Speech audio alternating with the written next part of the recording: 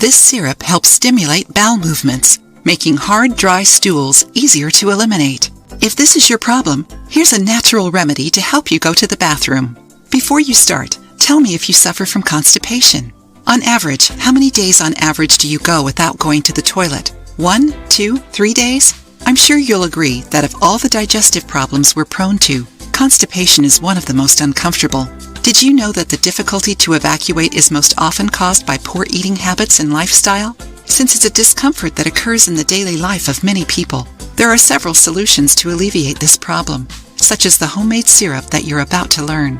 The homemade plum syrup helps to stimulate bowel movements and facilitates the elimination of hard and dry stools.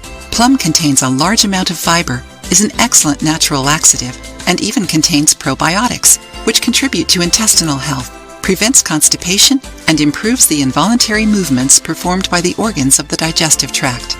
To make it, you will need 10 black plums, juice of 1 lemon, 100 milliliters of water. Wash the plums well. You don't need to remove the peel. Cut them in half, remove the stone, and put them in a blender. Add the lemon juice, freshly squeezed, and the water, and blend for 2 to 3 minutes until smooth. Store in a glass jar with a lid and refrigerate. If you are going through a period of occasional constipation, take this syrup as follows: 3 tablespoons on an empty stomach, 3 tablespoons in the morning, 2 tablespoons in the afternoon. For chronic constipation, take higher doses until bowel function normalizes. And if you just want to prevent constipation, take 2 to 3 tablespoons of this syrup per day. Did you like today's recipe?